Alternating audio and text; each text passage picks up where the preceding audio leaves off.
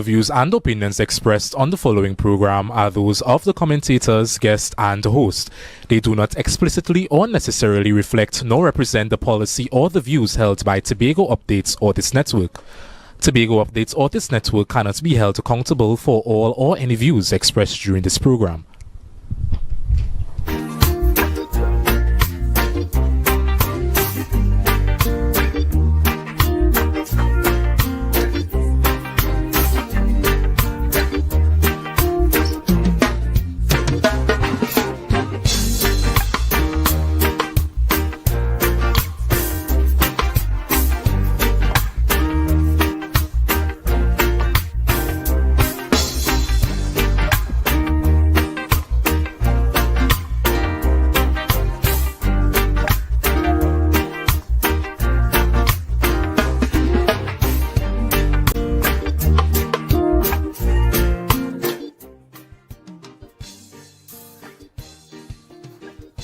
Hi folks, good evening and welcome to this week's episode of the Minority Report. I'm Ireland David, your host, and as per usual, it is indeed a pleasure welcoming you into our off-site studio this evening and then you welcoming us into your homes.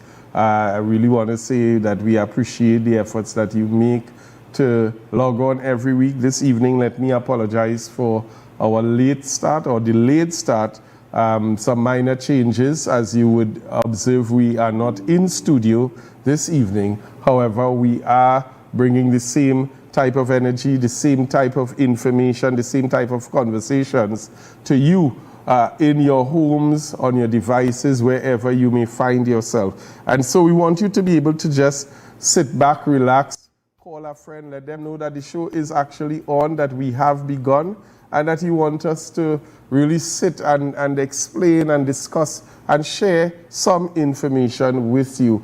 It is in the air and we are going to get right into it, but not before I say to you that if you are viewing this program, you can look at us on the Tobago Updates website, the Tobago Updates Facebook page, or you can simply log on to the YouTube channel, Tobago Updates YouTube channel.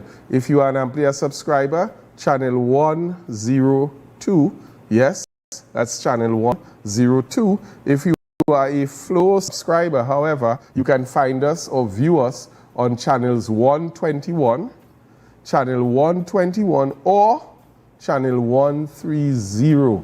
Yes, if you have information that you want to send to us, a WhatsApp, you want to send us a message, you want to send a picture, so forth. Yes, I can also give you a cell phone number. However, before I even go there, there's some big news coming up soon. I want you all to stay tuned to Tobago Updates, and you're going to be hearing a lot as the next coming days unfold. The number to send that information to is 284-6597.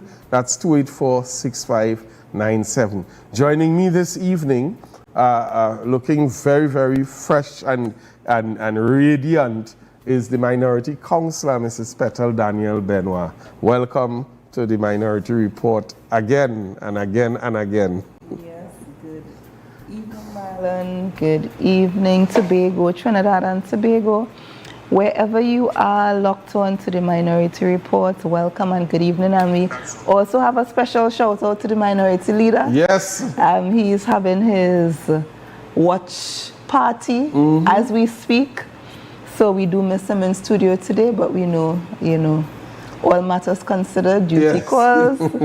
So he is elsewhere off-site. So good evening, Trinidad and Tobago. It's always good to be on the Minority Report, sharing the facts, delivering the information, bringing the insights, and speaking to the people.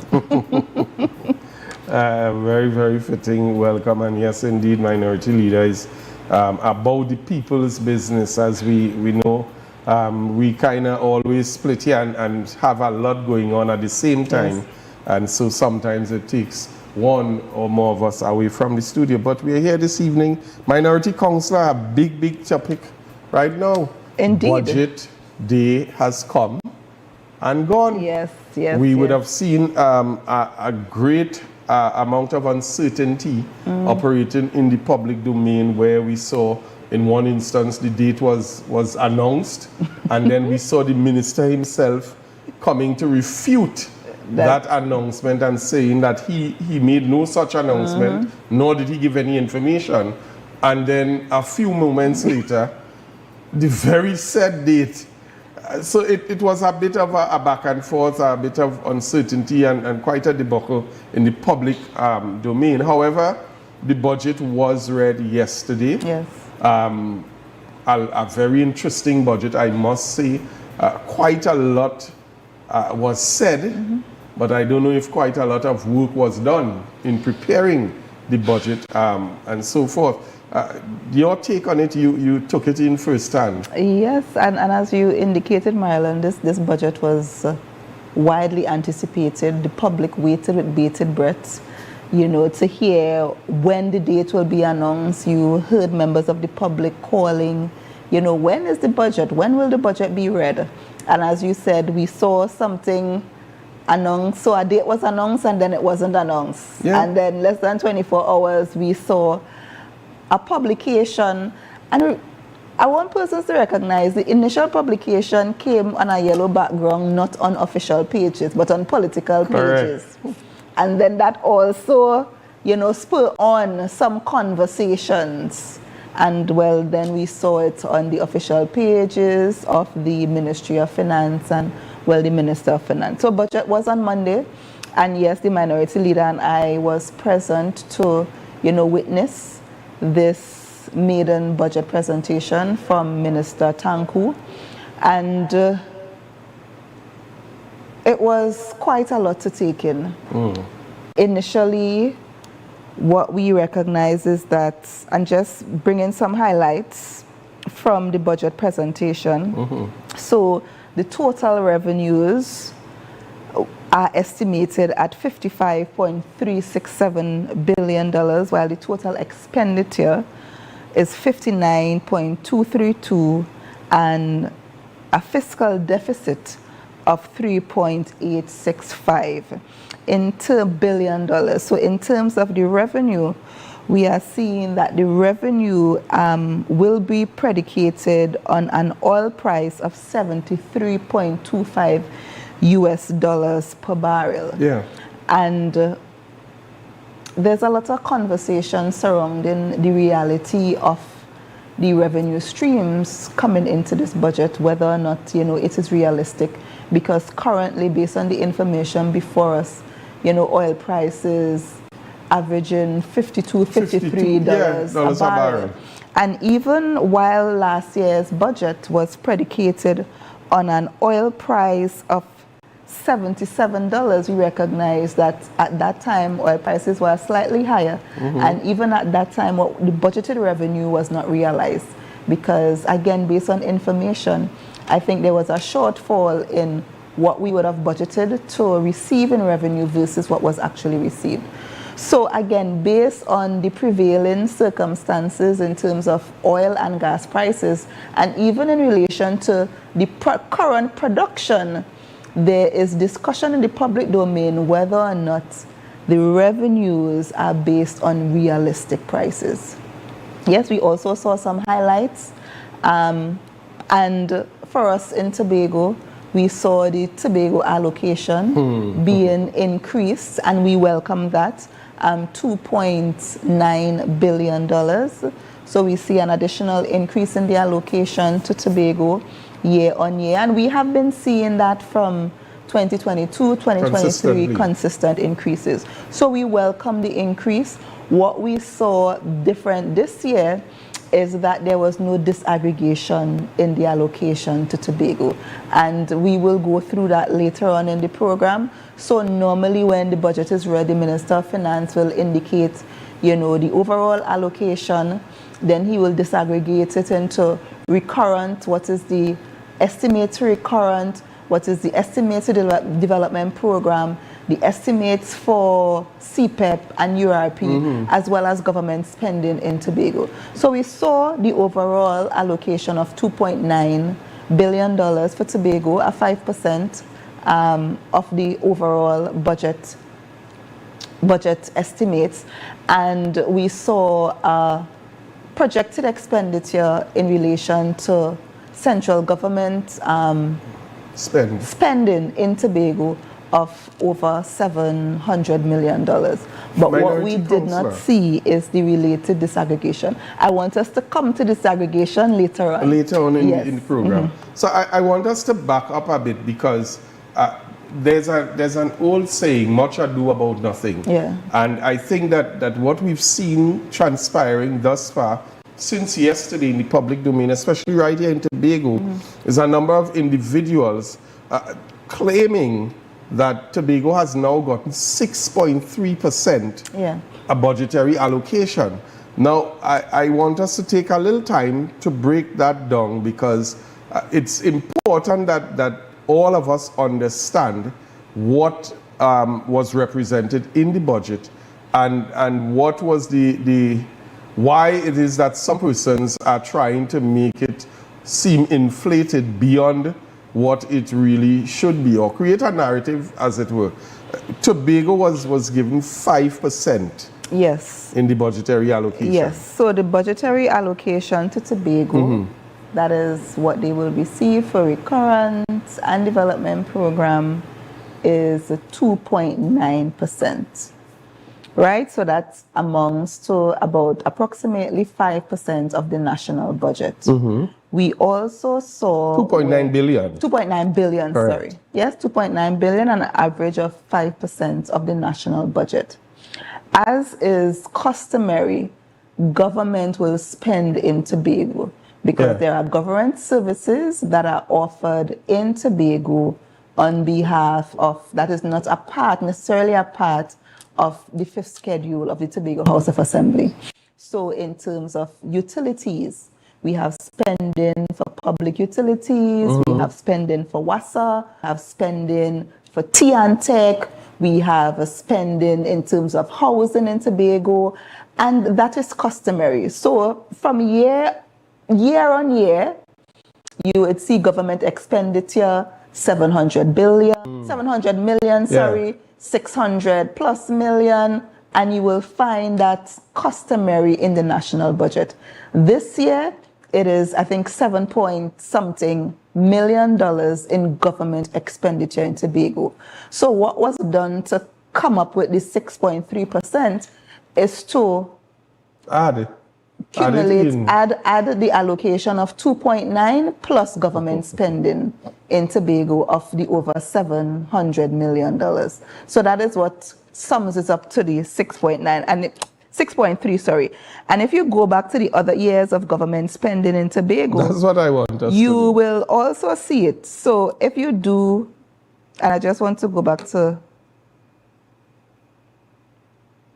so last year, government spending in Tobago was 678, I think it was, million. Let me get the correct figures.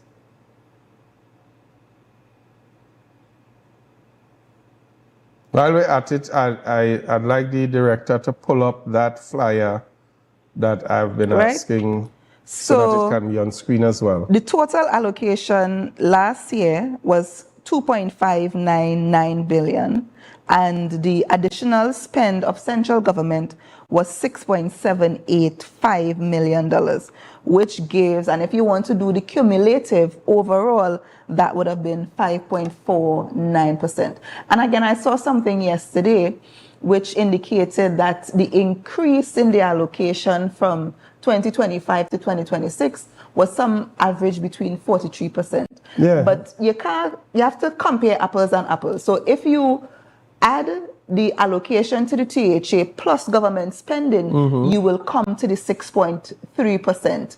Similarly, if you add the 2.59 plus the 6.78, you will get 5.7%, I think it is.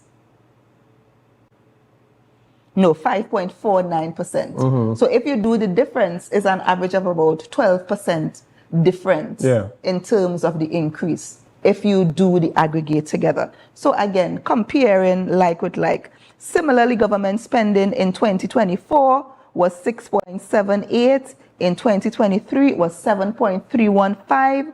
In 2022, it was 7.88. In 2021, it was $7.545 million. So as I indicated, government spending in Tobago has been between $7 million to $6 million. And I am looking because in COVID, remember in COVID, that was in 2020, the government would have had additional spending in Tobago, and in that particular year, it was $987.1 billion.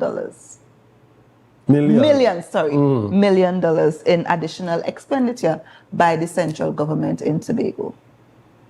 So just to get it clear, and this is what we want persons to understand, the last fiscal allocation to Tobago prior to this one, we received 4.3% of the national budget. This year we received 5% of the national budget, a difference of 0.7% of the national budget. And every year our allocation, there is, in addition to the allocation, the government's spend that is allocated to various ministries that fall under the 6th schedule. Yes. So that is not clumped, and I am going through this because we saw a similar situation occur in the mid-year review. It is not clumped because the different ministries will have their expenditure. So as I explained before, the Ministry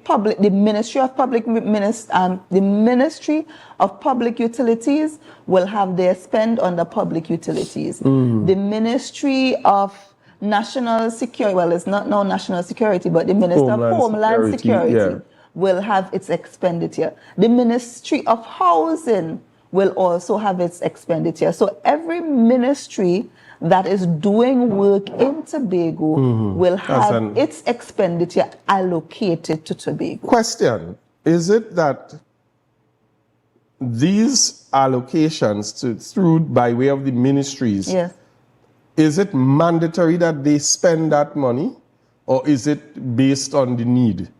No, it's not mandatory. So it's not actually promised? It is promised, but we wait for the materializing. So under the People's National Movement, central government, we actually saw physical infrastructure spend materialize coming out of that. We saw the expansion of the terminal, the new terminal of the A.N.R. Robinson International Airport. We saw the desilting of the Hillsborough Dam. We saw the construction of police stations, fire stations, hospitals, buildings. So we saw that happening. Additionally, let's look at the Ministry of National Security. You also have persons who reside in Tobago that provide service in Tobago in national security. But national security is a 6th schedule item that does not fall under the remit of the THA. So you'll have to pay the wages, you'll have to do those things for those personnel in Tobago. So I guess in some instances it's mandatory, while for others in terms of developmental is what the central government sees as priority in Tobago. And we could see under the PNM, based on its track record, that the PNM central government saw development in Tobago as priority based on its spend. Okay. So I felt that it was important for us to clear that up because a number of persons are confused. And you're seeing some headlines going around, non-official, because you would have heard the Chief Secretary himself when he conducted their briefing after the budget. He took the time when in his explanation to say that Tobago has received 5% of the budget. Even when the Minister of Finance spoke to it in the House, he spoke to 5%, and then he went on to identify what the ministries would have gotten. So I felt that it was important for us in Tobago for persons to understand that, that our allocation is ideally 5%. And what I want the members of the public to do as well is to pay attention to the details, because even as we look at government spend, if you look at, so these are the estimates, but if you look at the actual expenditure, which is included in the estimates book, you will see the actual expenditure. So I know sometime in the past, members of this executive council would have berated government's expenditure, asking how could that be tracked, and the government is just saying that they will spend this money, but they may not actually spend the money. If you look at there are line items under the particular ministries that are relevant to Tobago. So under the then Ministry of Public Utilities, there was a line item for the silting of the Hillsborough Dam. So you could go there, see what the allocation was, and see what the expenditure is for the previous year. So those line items, and again, in the past, the minister made it his duty, and even the different ministries made it their duty to indicate to the people what the actual expenditure was. So they spoke to the A&R Robinson Airport expansion and what the allocation was, or the proposed allocation for the various years. Again, you could go to the estimates, look at the line item, and see what the estimates and what the actual expenditure. So those major big ticket items that had line items, they paid particular attention to those, disaggregating it from the overall expenditure in Tobago. Now, you mentioned something, and before we move forward, I just want to go back and touch on it, because you spoke to the expansion and the A&R Robinson Airport. Now, earlier this year, I think we would have heard an announcement of the airport being operationalized in July, thereabout. I think, to my disappointment, coming out of the budget, we're now hearing second quarter 2026. Yes. I don't know how Tobago views that, because we know the relevance of that airport's operations to even boosting our tourism product, arrivals and so forth. But how do you view that? How did you feel hearing that now, yet again, the Chief Secretary said something that did not materialize, and now we're hearing literally almost another year to wait? Well, it is disappointing. I am not sure what has accounted for the increased delay, but we hope that whatever is causing the delay will be a thing of the past, because as the minority leader continues to say, what oil and gas is to Trinidad, tourism should be in Tobago, and that opening of the expansion of the A&R Robinson Airport will be a game changer for us in Tobago. I am not sure how many persons were able to, view pictures of the inside of that airport, but it is something that will add value to our product in terms of our tourism product in Tobago. But I also just want to share some additional highlights in terms of the budget. One of the things that, of course, gained a lot of attention with the budget presentation yesterday was the announcement of the reduction of $1 for the fuel prices. And again, whatever is good, we welcome. And that will bring some relief to our motoring. Some motoring public, because it was on super. Yes. So yes, we welcome that. We also saw where there will be some increase in taxes and surcharges. So we saw surcharges on rental properties.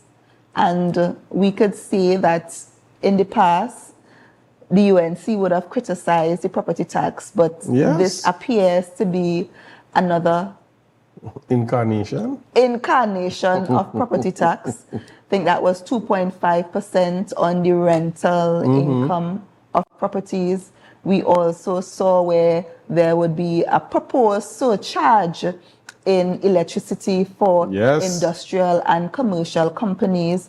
We saw an increase in NIS payments of 3% come January, and a further 3% in 2027. Yes. And we also saw where the incremental increase in terms of retirement. So no longer, and that was proposed as a phased approach. So no longer retirement will be at 60, but over time, it will increase to 65. And if you want to retire at the age of 60, in the transition period, your retirement benefits will be not the full retirement. You will not have access to the full retirement benefits.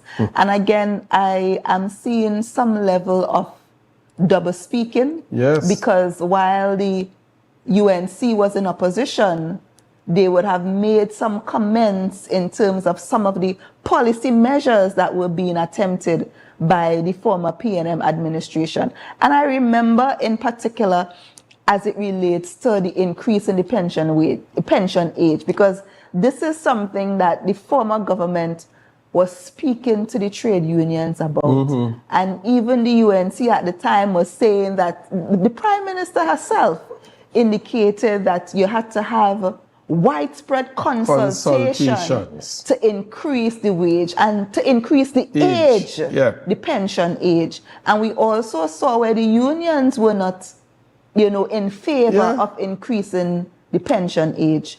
Now you see, without any consultation, a statement that the pension age will increase as well as the NIS payments. We also saw surcharges in customs and excise. So increase in the rates for alcohol and cigarettes to 50 and 100% in some instances. So if you're paying for a beer now $10, you may have to pay $20 for a beer, and every surcharge or every tax adds up. And although there was a concerted effort to indicate to the people that these are, even with the bank's taxes on the assets, of those institutions. And those taxes and surcharges are going to add up. Because although, as I was saying, although the stress is that it is not on the individual, but are on companies, the companies will transfer those increase to the consumer. So over time, we will see an increase in the standard of living and an increase in the cost of goods and services to the general public. Because if I am having an increase in rent, if I am having an increase in electricity, if I am having an increase in or reduction in the subsidy for LPG gas for over £100 tanks, who would normally have a £100 tank? Either a restaurant, a small shop, somebody selling food. So it means that the cost of a boxer meal, if it was $45 or $60, that will increase because the cost to produce the item will therefore increase. So we are seeing where there's you give on one hand and you take on the next. They give one figure, but they're taking back much more. And this is the reality when this whole thing is unfolding. Because yes, and there's persons who are keeping a watch party over the $1. I can say categorically that $1 decrease will not impact many of us because most, if not all, of the more up-to-date vehicles use premium gas. So there's an entire segment of the population who will not benefit from that $1. However, everything else is a hit. The NIS increase. Now, persons, I've already heard conversations from workplace staff, employees that, listen, I pay $3 something now, it's going to go up to 500 and something. And it will increase. And the burden will be both on the employee and the employer. Because NIS is such where it is shared. So the employer pays 2/3 while the employee pay 1/3. So if it increases, everybody, the burden will be felt on both sides. And again, this is a burden on the employer. So if he is providing a good or a service, it's an additional cost to him, and it will be impacted on us as the normal consumer of goods and services. Yes. That is the harsh reality. And that is the reality. And I think that is the part that the general public, I want to open the eyes of the general public to see that although it is said that these are surcharges and taxes on companies, on banking institutions, on industrial agencies, it is going to be transferred to the consumer, because it means that the production of whatever good or service, that production cost would have increased. And businesses are engaged to make a profit. That is the underlying factor. You are in business to make a profit. Correct. Not to, so you are going to transfer the increase in cost to the consumer. Even in that, Minority Councillor, we've already seen the gas station owners association. Yes, I saw that in an article today. I'll ask the director to pull up that particular article as well. We saw gas station owners indicating that they're already going to be facing losses between 20 to 30,000 having this announcement made. So what are people celebrating about? And that is my question. Persons have not sat to really dissect and understand what this budget means. Now, even beyond that, Minority Councillor, you spoke to a situation earlier that I think many persons as well would be interested in understanding. You said that the budget was pegged on a $73 price for oil per barrel, when in reality it's about $52, and I think 52, 53, and it's expected to go to the highest about 58. There's a deficit in that. Yes. Where are we going to now find the money? Is it that we are now, and I heard this along the way, our borrowing capacity has now increased. So is it that we are going to be heading towards more borrowing to be able to meet the needs of this budget?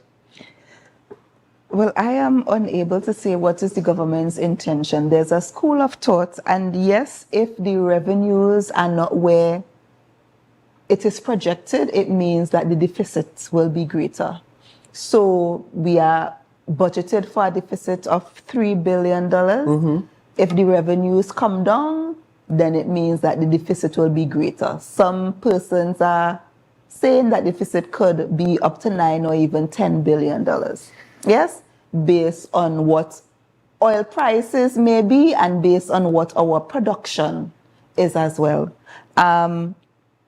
There's also a school of thought that this is a precursor to going into the Heritage and Stabilization Fund, because if what is budgeted falls short of what the actual revenues are, I think the government can go into the Heritage and Stabilization Fund of up to, I think, it's 60% of the shortfall. So some persons are saying that this may be a precursor to the government going into the Heritage and Stabilization Fund. It is left to see how the government will manage what is before us. And it is good to be responsible in government as well as in opposition, because some of the measures that were being proposed in the past, they were basically shut down by the UNC government. And now that they're in government, similar measures are being proposed but called a different name. We spoke to the property tax versus the rental surcharge. There's another aspect of revenue that is being proposed in this budget, being the NIF fund. Yes, I actually have that Again, queued. I recall vividly where the Prime Minister was indicating, and I think this NIF was either between $3 or $4 billion that the government was trying to raise. And the Prime Minister, opposition leader back then, was saying that it was a Ponzi scheme. Yeah. And the government is trying to take money from the taxpayer.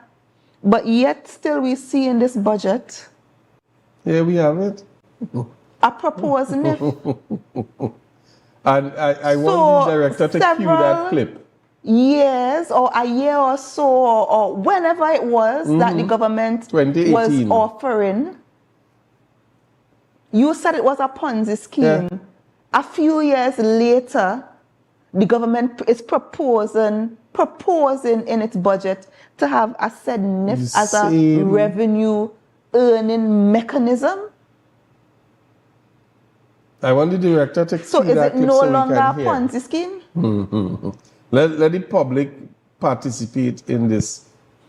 Could we have that particular clip run as well with the news headline? That's what the bonds are. When a government issues bonds, they are to raise money.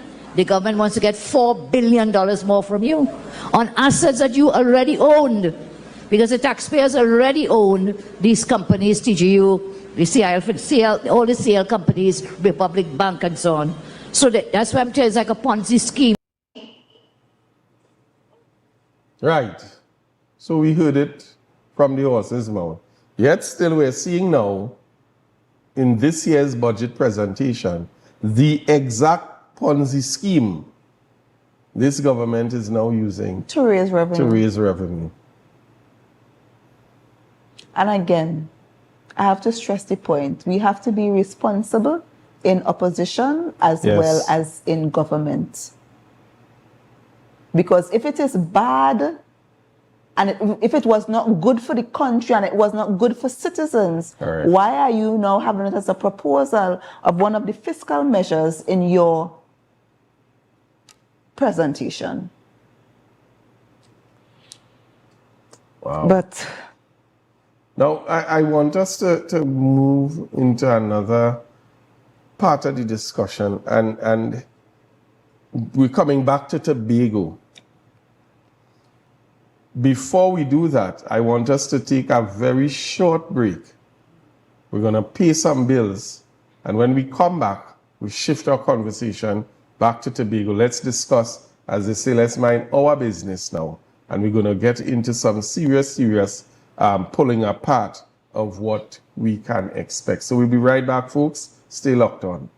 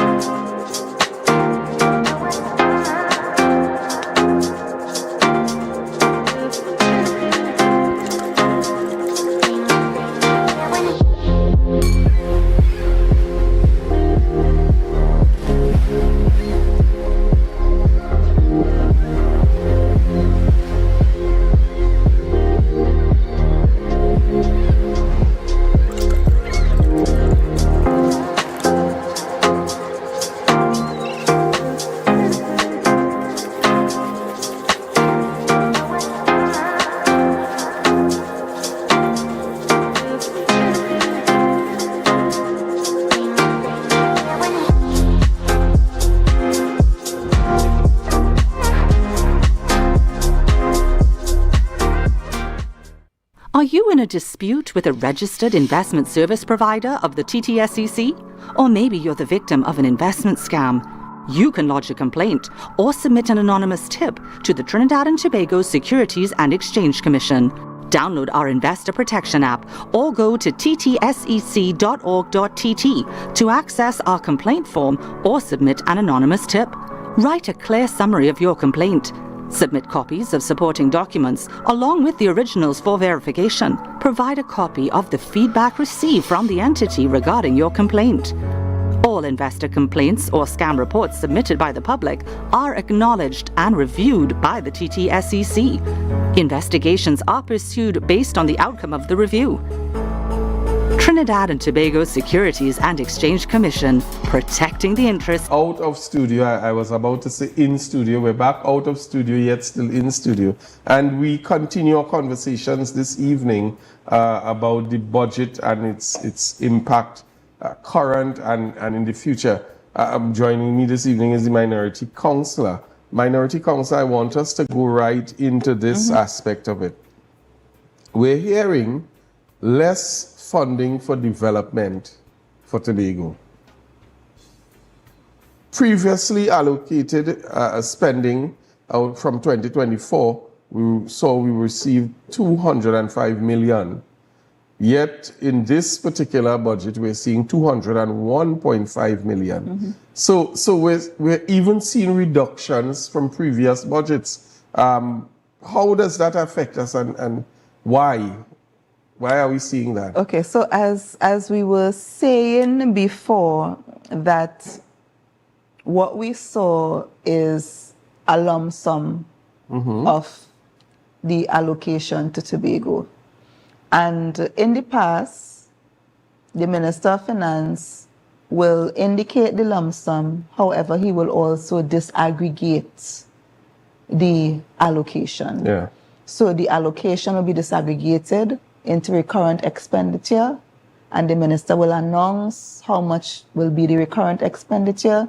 He will also announce what is the DP expenditure. He would, the proposed allocation for DP, what is the allocation for CPEP, what is the allocation for URP. This year, we did not see that disaggregation of the allocation to Tobago. So to break it out, the allocation for recurrent expenditure, and recurrent expenditure will be your personal expenditure, your salaries and wages, your goods and services, all your rental, your contract officers, consumables, things that you do for the day-to-day, minor equipment like your vehicles and any other minor equipment that you may purchase, as well as your current transfers and subsidies.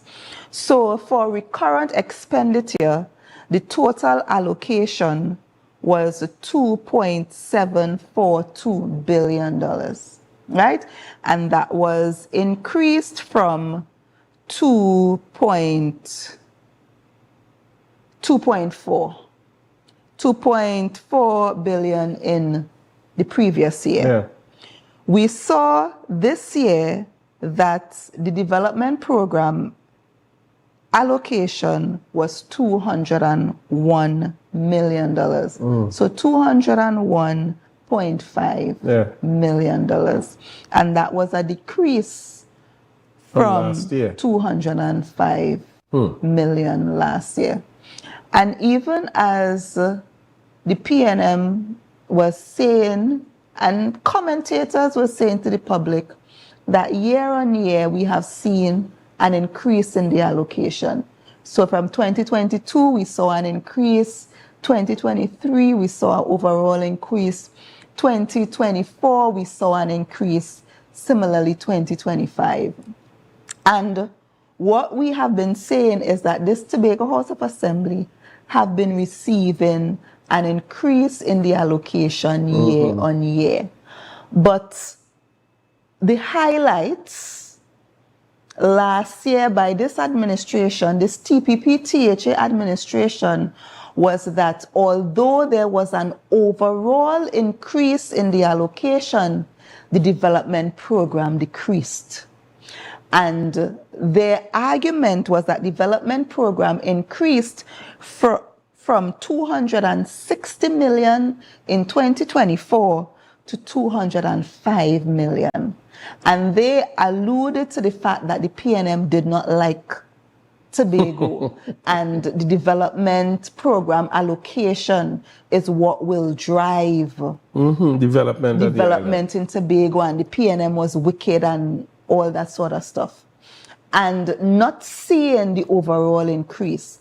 Now this time we fail to hear the administration speaking to a decrease in the development program agenda. And again, it's just being responsible. So there has been a decrease in the DP. However, there has been an increase in the recurrent expenditure. And as we were saying all along, the Tobago House of Assembly has the prerogative to prioritize. So you're cussing the past PNM administration for a decrease in the DP, but you're silent now that there's a decrease in the DP. Be honest.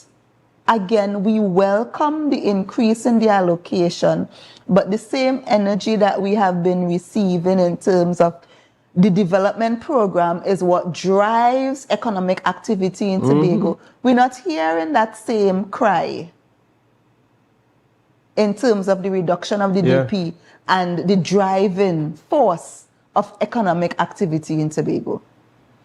What was also visibly absent is that we did not hear what is the allocation for URP and CPEP. And we have seen on the national level where the government has indicated that they are moving in a different direction in relation to URP and the CPEP. So nationally, all the contractors and workers of CPEP were sent home.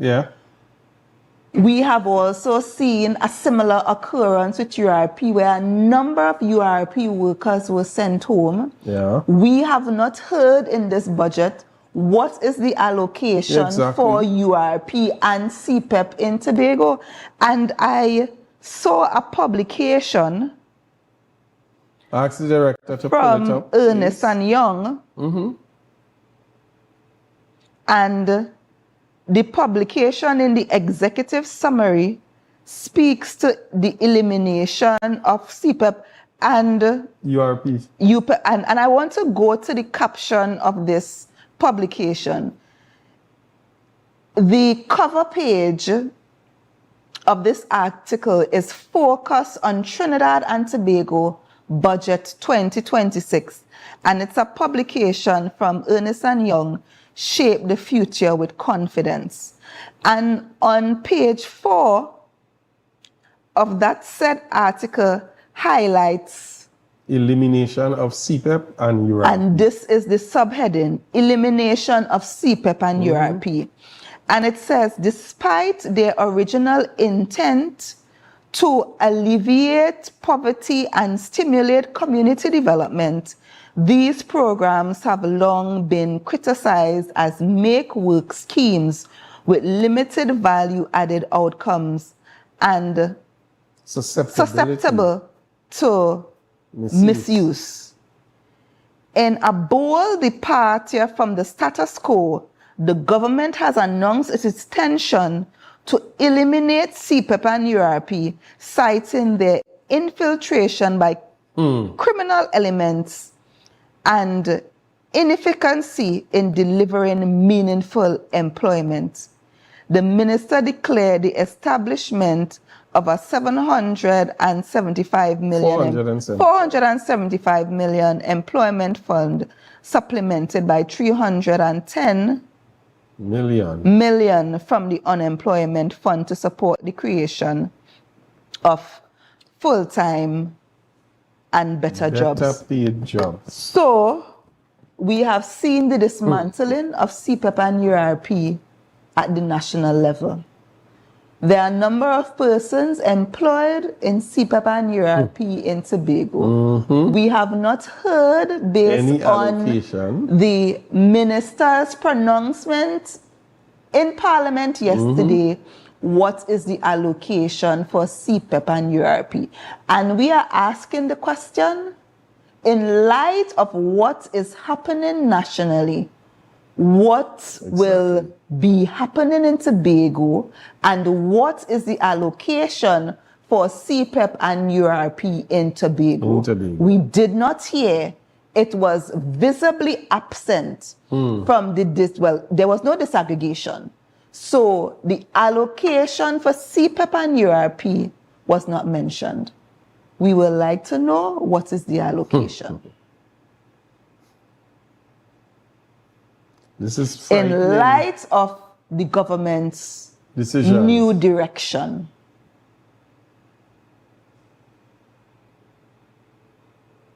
Wow.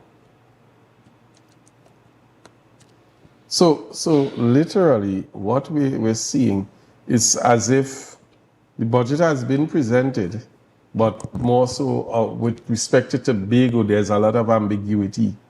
So it's like a blanket just thrown, and there's no transparency coming now where we have the THA actually coming out an account. We saw the last couple of years where there was supposed to be the reprioritization exercise. That never occurred. Well, there was a reprioritization debate in the House where, based on the allocation coming out from the budget, they will determine what their new priorities are and come to the House and share their priorities. But generally speaking, the mover of the motion, as well as the other secretaries who come to speak, more often than not, it is void of what the real priorities are. And one of the things that the chief secretary promised, even while he was in opposition, that when the reprioritization takes place, there should be a restatement of the THA budget. In the first year, the secretary, when he was Secretary of Finance, the chief secretary promised that we will receive that. To this day, we have not received it. It has been 4 years later. Well, they have had 3 reprioritization. This will be the 4th, and we have not seen a restatement of the Tobago House of Assembly estimates in keeping with what the allocation is to the Tobago House of Assembly. What has also been visibly absent is the reporting by the respective secretaries of finance in terms of how the allocation received was spent. Correct. In the past, we were told X amount was spent on recurrent, X amount was spent on DP, X amount was spent on CPEP and URP, supplemented by the contingency fund. What was the expenditure on the contingency fund, and highlights of the major projects that was funded by the contingency. For the past 4 years, in the budget presentation and even in the reprioritization, that has been absent from the statement.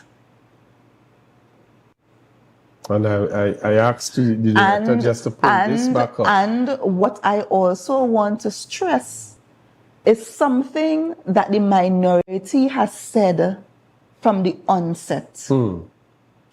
What this administration is facing is not a lack of funding or a lack of resources, because we have seen year on year where this administration has received an increase in allocation. With this year's allocation, it will be $11 billion that they will be receiving. But Marlon, if you cannot manage $1, you will not be able to manage $100.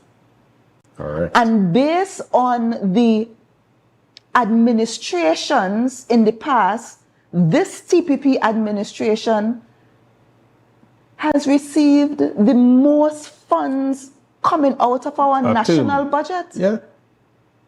Per term. In one term. But what have we seen in return in terms of the development of the island? Correct. And we have to stress that so that persons understand. So we continue to say it is not a money problem. It is a management problem. 11 and even billion as received. We are receiving $11 billion, you are hearing the cry from the man on the ground. Our economy is in stagnation. You feel it, you see it, you hear it. This reopening of the school term is the worst I have seen where persons are in need. And persons who you don't expect. And genuine in need. Correct. And unable to satisfy basic needs. Basic needs.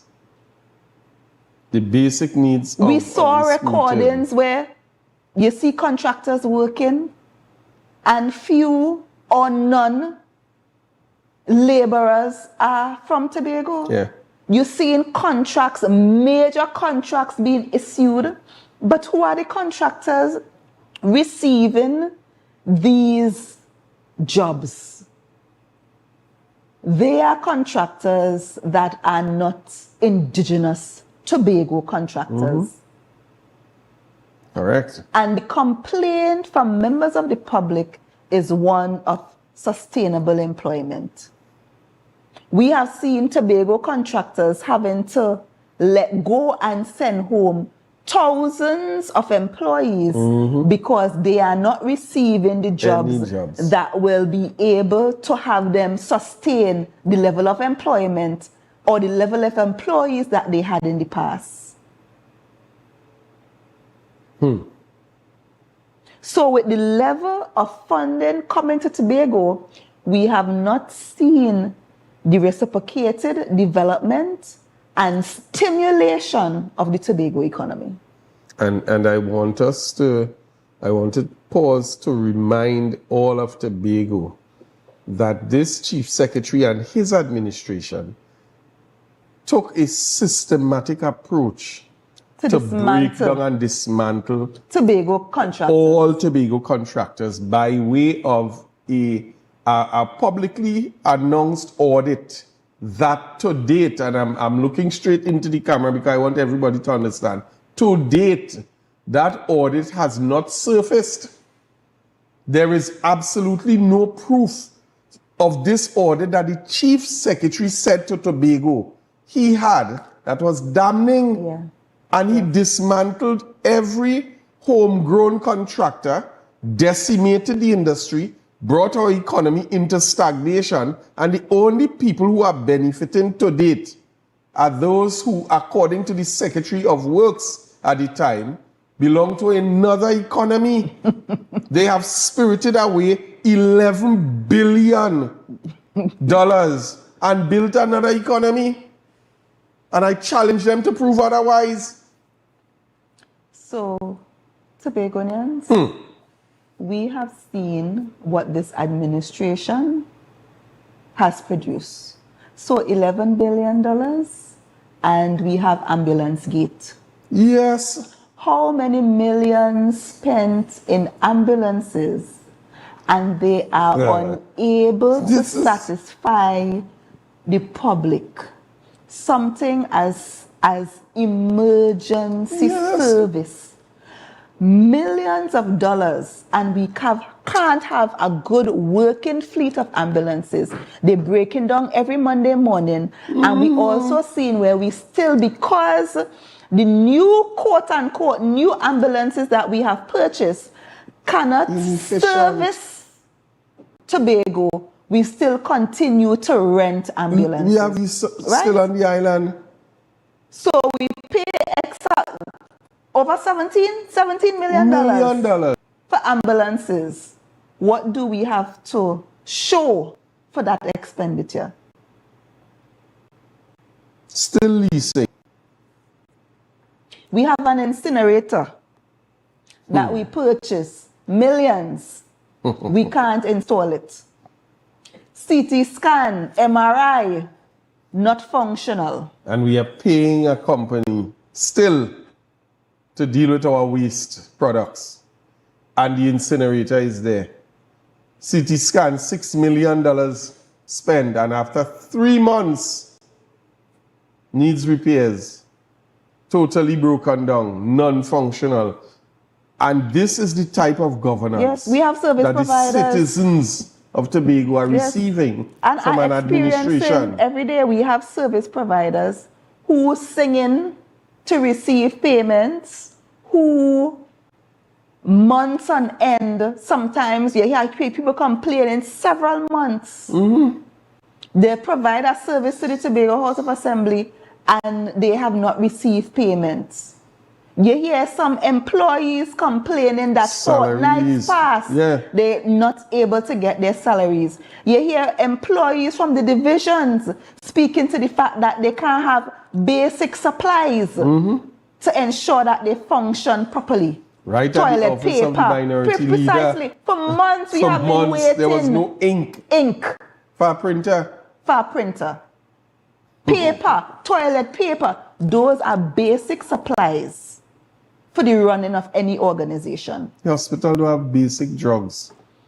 Do have syringes. And we are seeing clearly $11 billion received. And where has that money gone? Who has actually benefited from this $11 billion allocation to date? We've seen over $25 million in travel. We're still seeing traveling taking place actually by a number of because they don't announce anything. You only see something from the outside.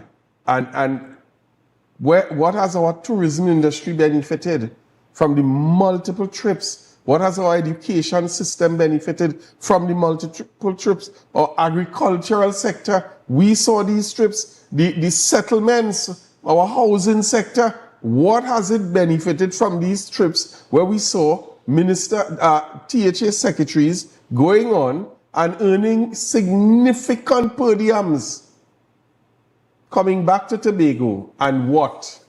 All the what they call them study tours, and came back to Tobago, and we've not seen to date one benefit. I remember in the first budget when you said, you asked the question to the Secretary of Settlements, where are you going to get the money from for this 1,000 houses?